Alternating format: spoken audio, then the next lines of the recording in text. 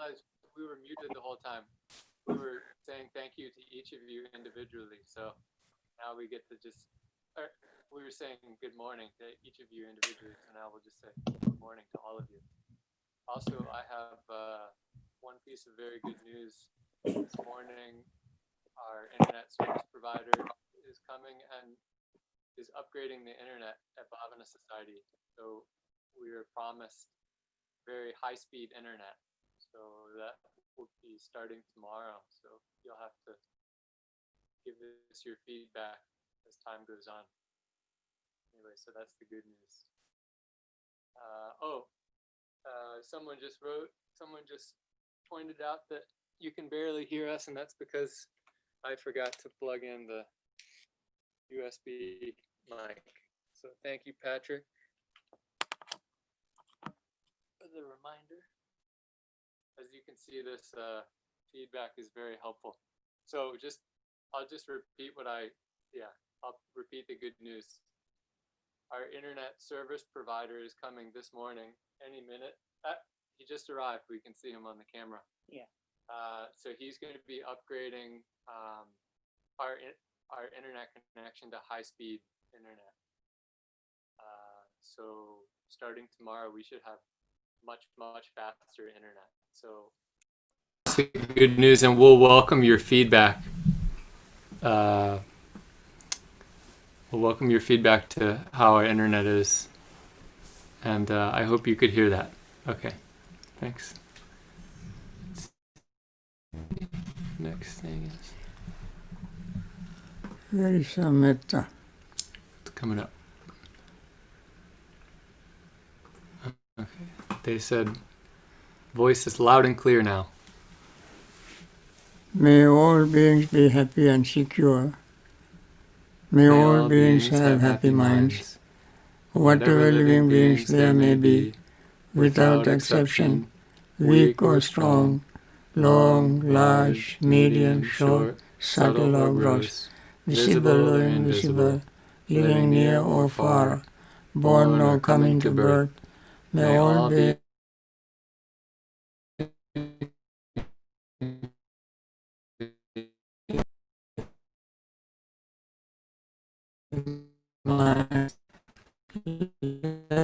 no one deceive another, nor despise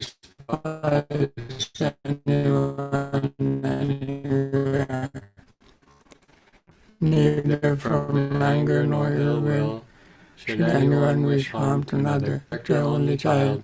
Even so, towards all living beings,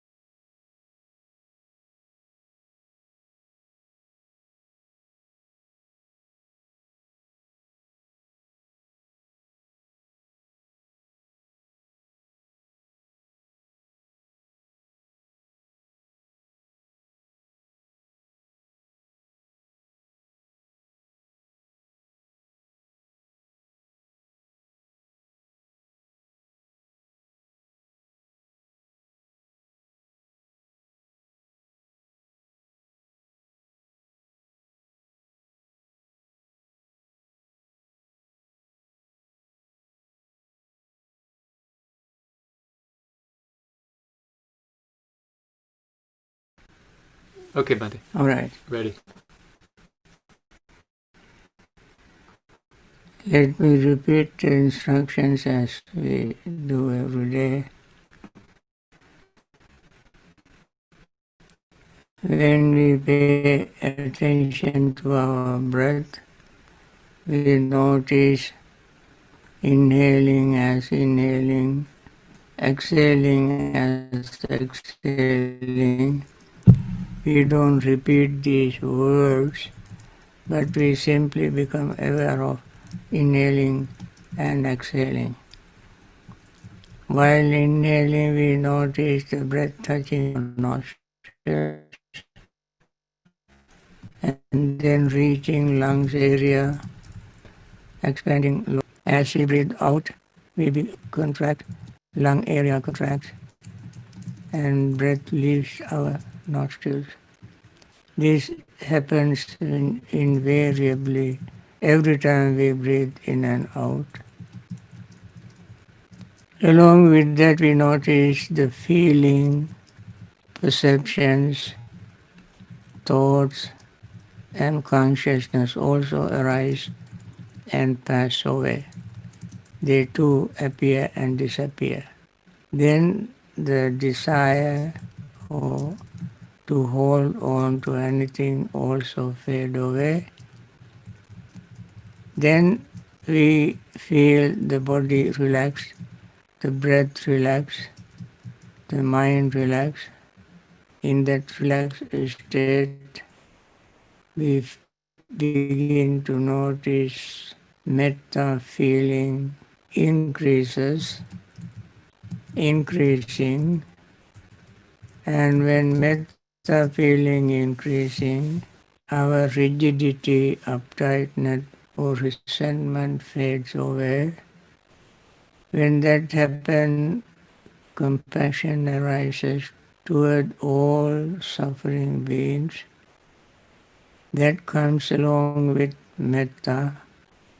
When that happens, restlessness and worry fade away.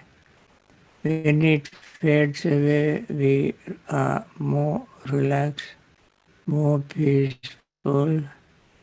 Then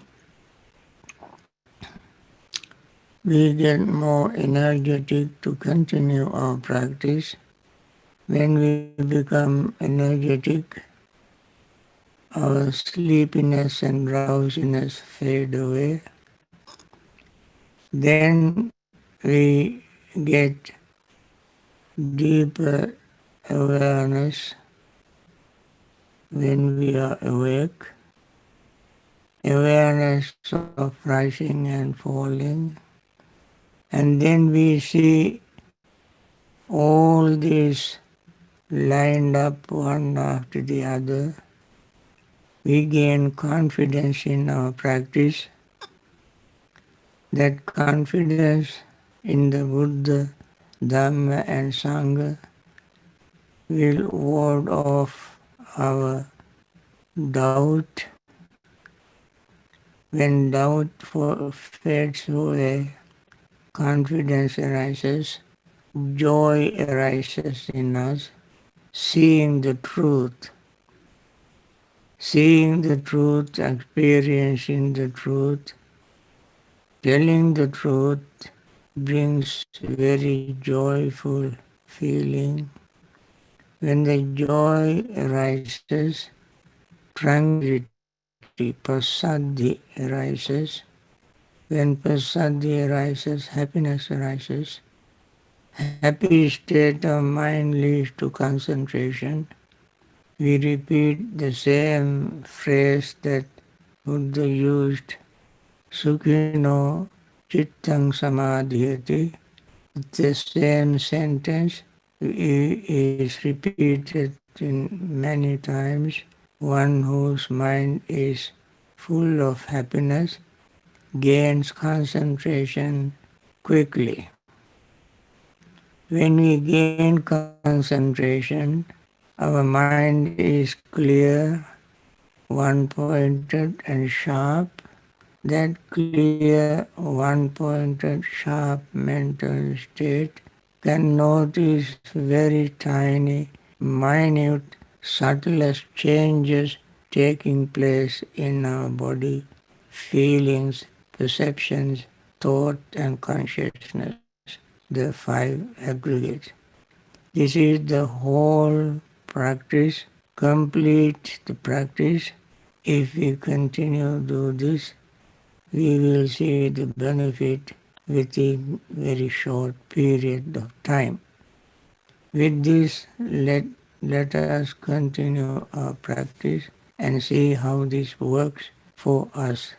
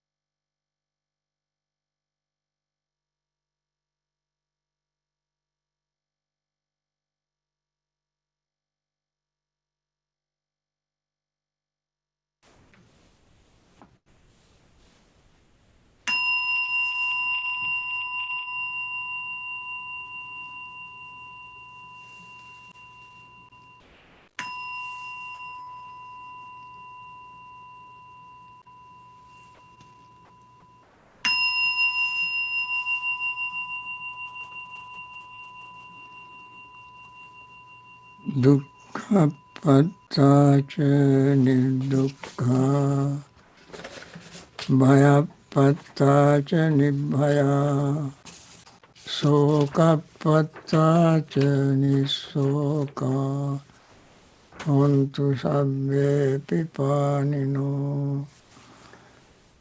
May the suffering be free from suffering. May the fear struck be free from fear. May the grieving be free from grief.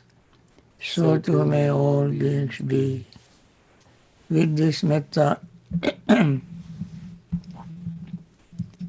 thought, let us focus our mind on the explanation of the next section of mindfulness of Dhamma, mind objects. This is called ayatana pab. Ayatana means senses, six senses. The discourse says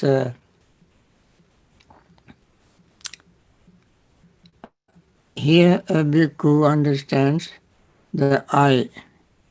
He understands forms and he understands the fetter that arises dependent on both.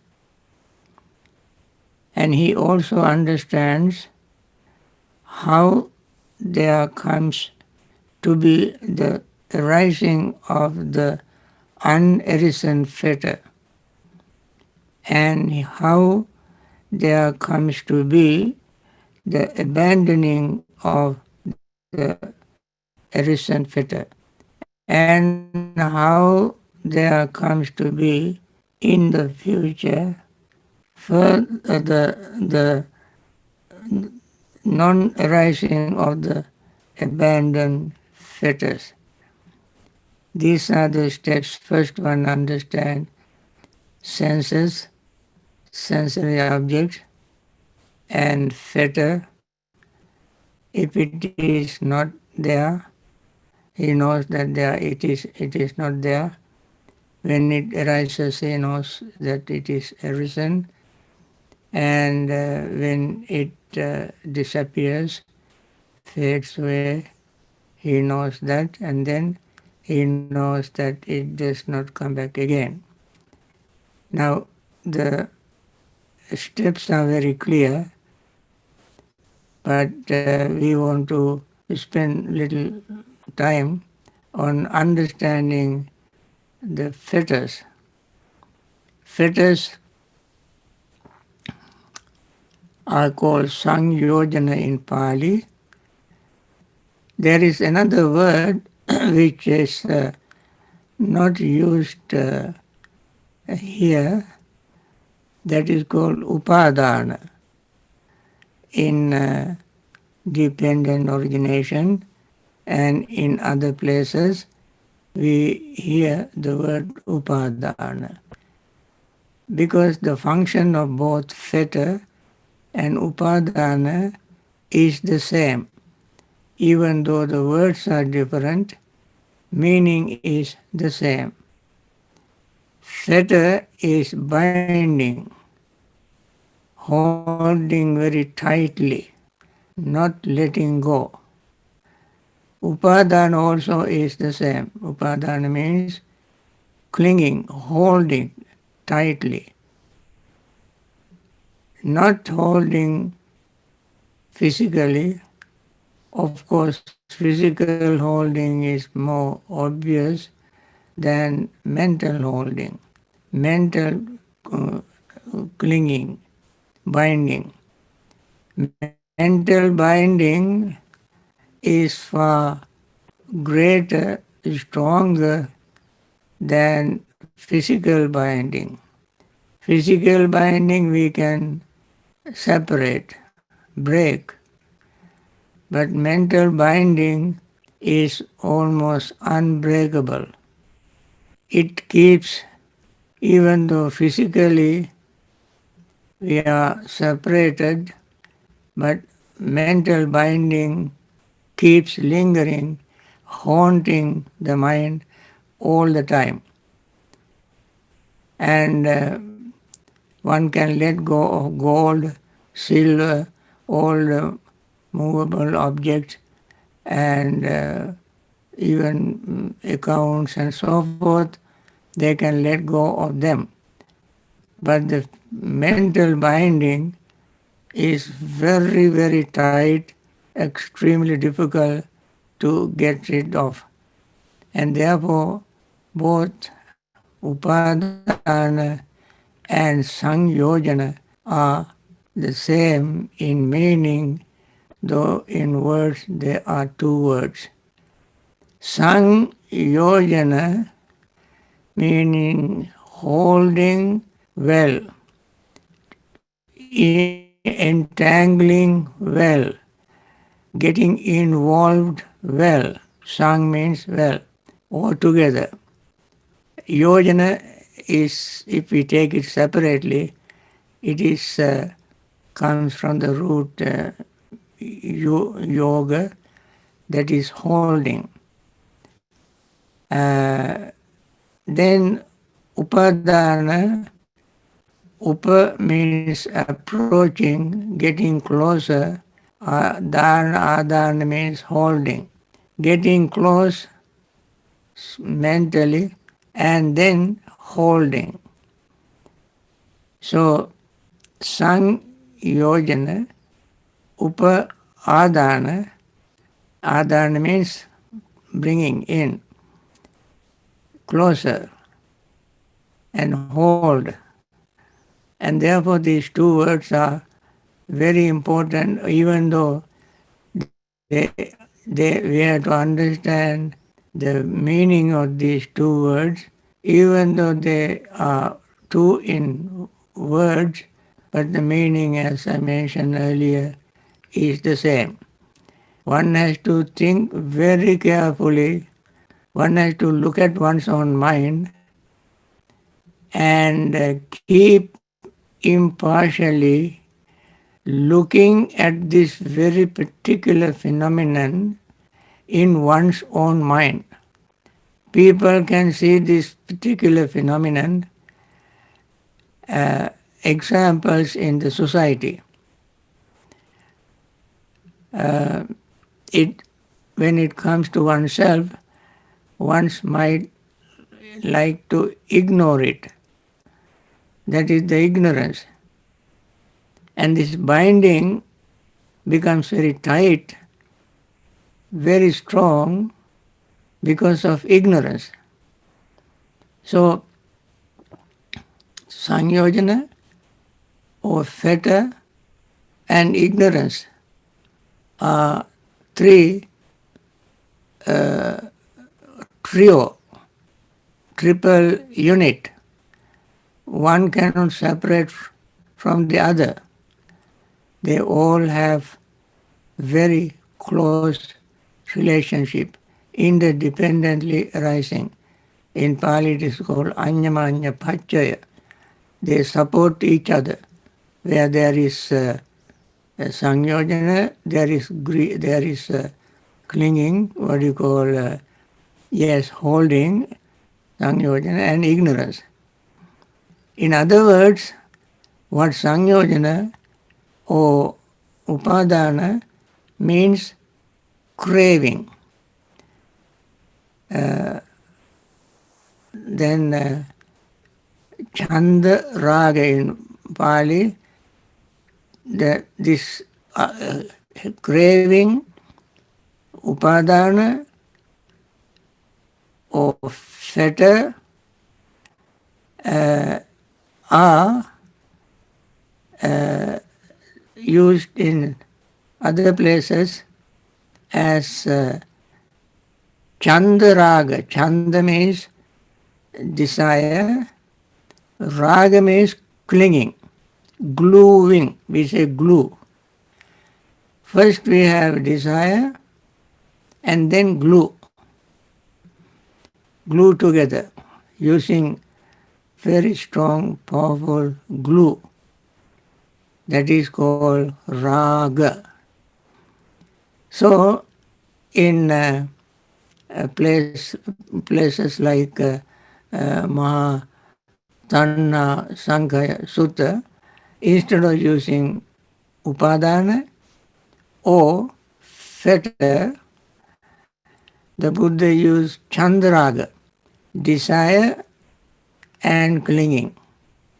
Desire and clinging is fetter or upadana or holding, grasping. So we have to understand the meaning of this word before we proceed. That is why I spent these few minutes to explain the meaning of these two, this word and their relationship between Chandaraga, Upadana, and Sanyojana. Now, Chandaraga, Upadana, and Sanyojana. Remember these three. They don't exist out over there in the world. They exist in our own minds. We meditate to look at our mind. We do not meditate to look at others' minds, which we cannot do. But we can see our own mind. And that is why in this discourse, in this particular section, Buddha said the meditator understands the I, he understands the form, and he understands the fetter that arises dependent on both. This is the first step one has to take. Understanding I. Understanding I is just the opposite of not understanding I. What is understanding of I? How we understand our eyes? Eyes are not something permanent. Eyes are dependently arisen. Eyes are always changing. Eyes operate when all other sufficient and necessary conditions come together. We have an organ faculty called eye, which is not something permanent, which is changing. And yet, when the eye visual objects come together, consciousness arises. As I mentioned in the last talk, and that consciousness is called I consciousness. The name of the consciousness comes from the faculty from which it arises. Therefore, consciousness arises. So, when the I and the form and consciousness together come together, a fetter can arise. Now let me enumerate the fetters. Most of you know, most of you who have studied Dhamma, read Buddhist books, and listened to lectures, know the fetters. What are the fetters? There are 10 fetters. They are in Pali. I use the Pali words as well as English translation because many people are familiar with Pali words as well. So in order to remind them to refresh their memory, I use the Pali. First is called in the list Sakkaya Ditti. Sat Kaya Ditti. Ditti means view. Kaya means body. Sat means is. Sat is used for the truth, like satya. Sat is also used for as a verb, is, present verb, present tense, is. So that means the ditti means there's a belief that there is a kaya. Kaya here means this not outer appearance or form. In this particular Sangyojana, the word kaya is used for self or soul or something permanent. So the belief is that in the body there is something permanent. And that goes for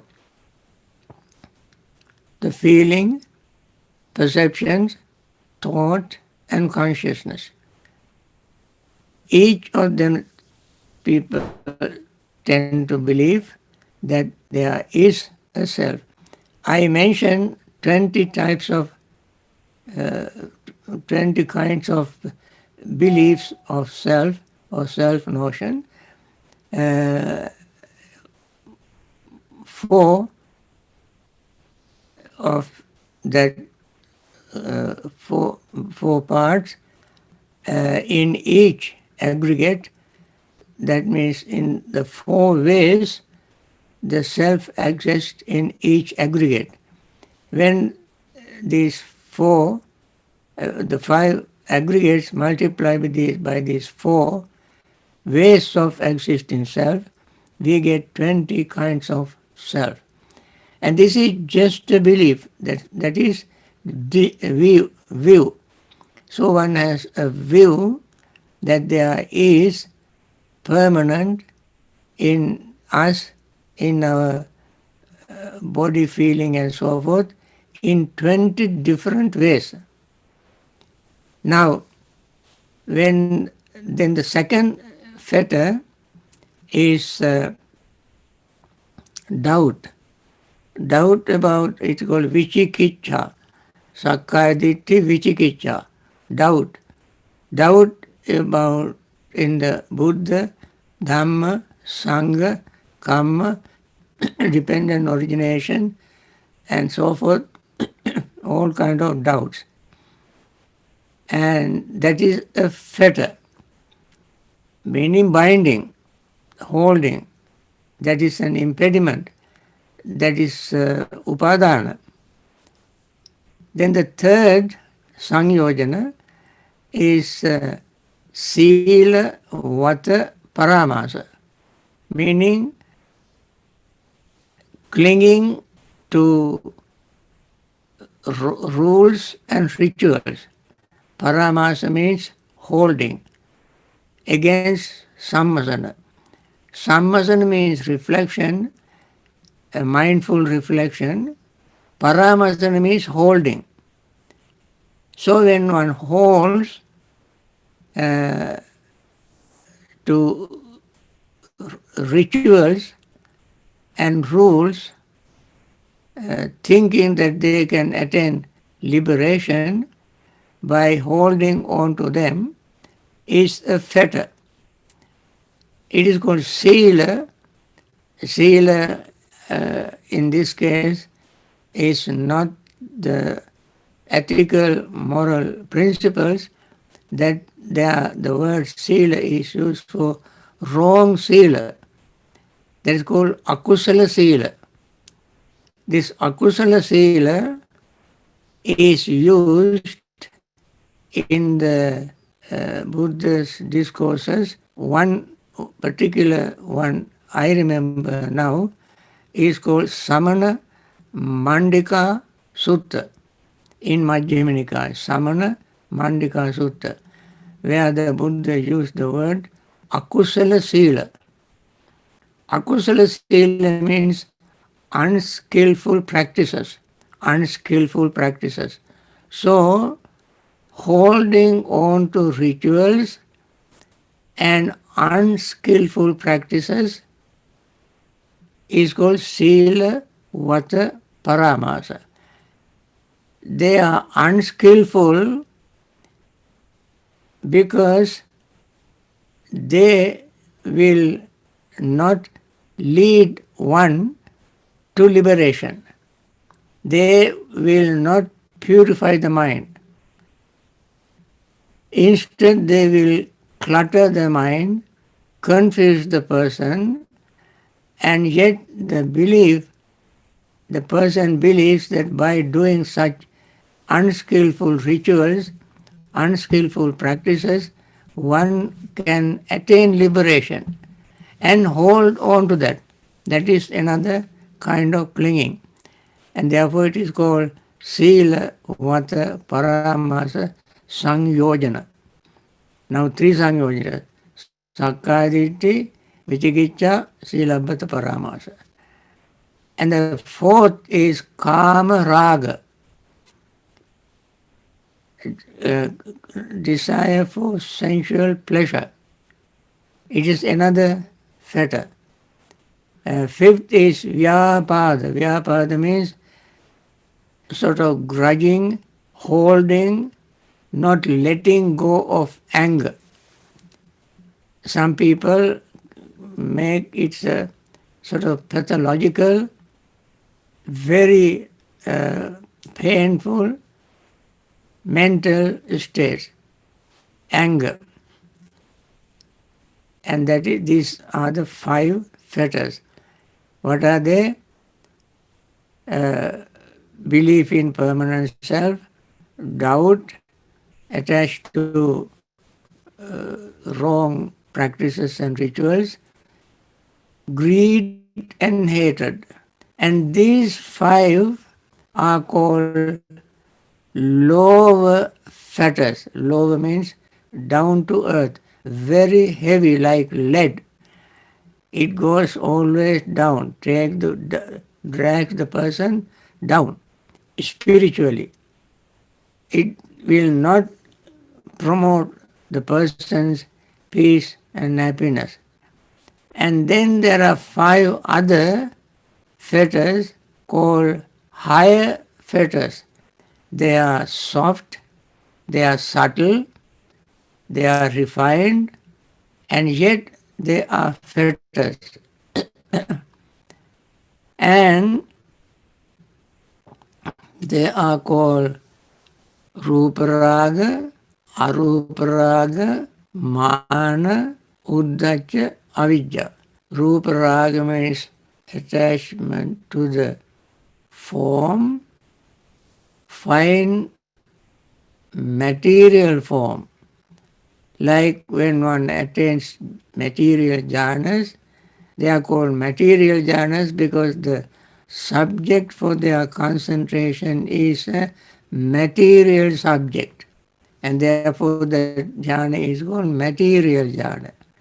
When one attains material jhana, one may be reborn in a fine material world, not sensual world, but higher worlds called Brahma worlds. So the person does not know anything about it. Person has heard or read about it and then thinks that existence would be very refined, better than this existence. So the person develop the desire for that. That is called Rupa Raga. Then afterward, attaining Rupa or material jhana, jhana means highly concentrated state of mind, then the person realizes this Rupa form, as long as we are form, even in the finest form, it is subject to suffering. It is subject to numerous obstacles, and therefore it is also mental blockades. And so the limitations are there. And therefore the person thinks of going to immaterial form, this immaterial or formless state, from material state, fine material state to materialless, formless state. That is, and then that is another desire. And the third of fine fetter or higher fetter is man. Man means conceit. Conceit, even when one attains these levels of attainment, by that time the person has reached third level of enlightenment called anagami. Even in that state, the person may have conceit, meaning I consciousness. It is called asmi mana. Asmi mana means I am. I am. So the subject and predicate is there. I am, I am, I am. So long as this thought exists in the mind, that person has what is called conceit, and that is another sangyojana, clinging. Even that is a clinging, or fetter, or upadana, or chandaraga. Then uddhacha, next is restlessness. Sometimes people can ask when one has attained anagami or never returning state of attainment, how can such person have restlessness? Restlessness is one of the hindrances which is low fetter, what we call hindrance, which can be overcome by attaining jhanas. And yet, somebody can ask, yet how can this anagami person have that, what we call restlessness in his mind? That restlessness is not very gross type. It is very refined state, meaning that person is very close to the attainment of full liberation. His mind is getting clearer and clearer and clearer and clearer, overcoming all these fetters, and then he is very much closer to the goal. Just imagine, for instance, an example. You can see when you run a race, you are competing with others, and when you get close to the goal, the other person is very close to you, and you want to beat everyone and reach the goal very quick. So at that time, you put every bit of your every ounce of your energy and mind and push to attain that, reach the goal. Similarly, when one reaches that person does not make physical energy, that person does not compete with anybody, but his spiritual urgency is very strong, it is mature, and attainment is just within the sight. That time he wants to accelerate to attain that state. That is called restlessness. At that moment, there is a very subtle mental state, subtle restlessness. And then the last fetter is called avidya, ignorance. Ignorance because of ignorance, the person does all these other 9 fetters. The person nourish, sustain, support, maintain all the other 9 fetters because of ignorance. When he destroys ignorance, he is completely attained full enlightenment.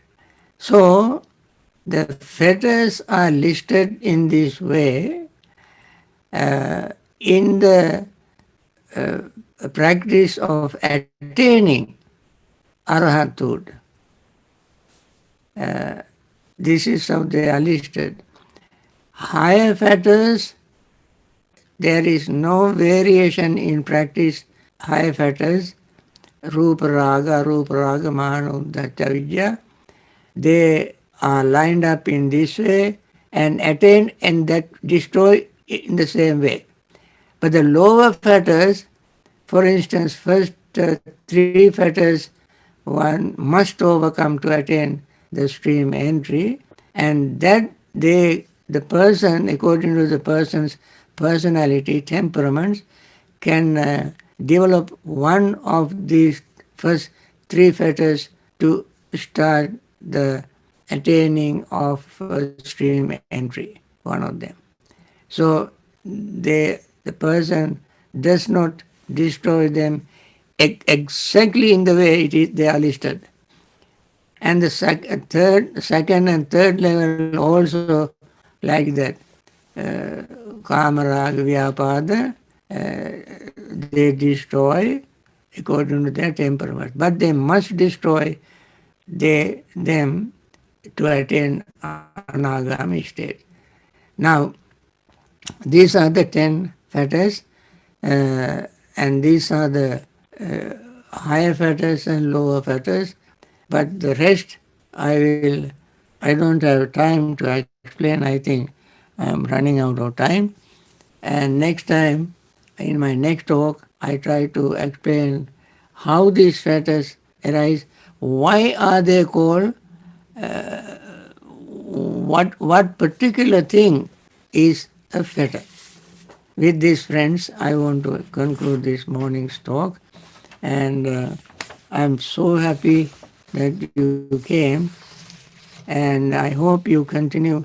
Friends, you listen to Dhamma talks and you enjoy Dhamma talks, but remember these talks we give for people to learn, remember, understand, and remember.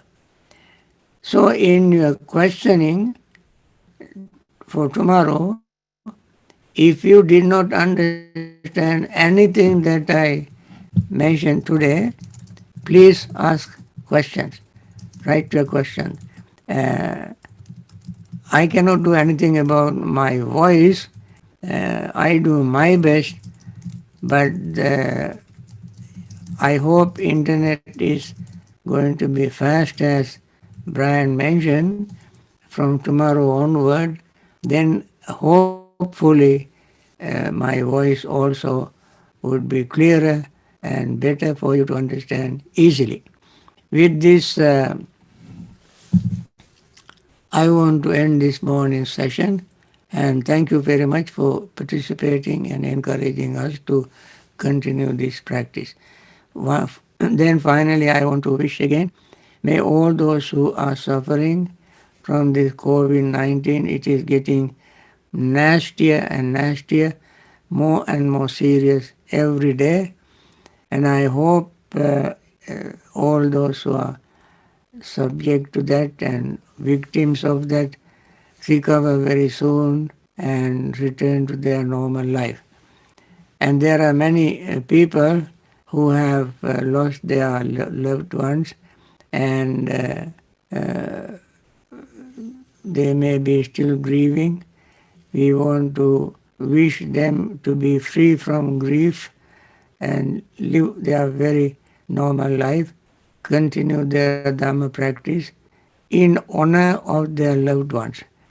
the way they can respect and honor their loved ones is that they must practice the Dhamma on their behalf and live very peaceful life. And then those who are taken care of by very doctors, nurses, hospital staffs may recover very soon. And also doctors, nurses and hospital staffs continue their very generous, very compassionate, selfless service, and may they not get this virus at all. May they continue their wonderful service and live long in good health to continue Dhamma practice. And there are some other uh, people who generously support all these projects, and may they continue their generosity and live long in good health to serve the world. There are some leaders who have done wonderful job, and in spite of this virus getting almost out of hand, out of control, they are doing their best to help people, and may they continue their wonderful service without themselves being affected by that. Other leaders who also need some understanding, patience, courage, and wisdom to make right decision, let them have that, and finally make right decision to help the world.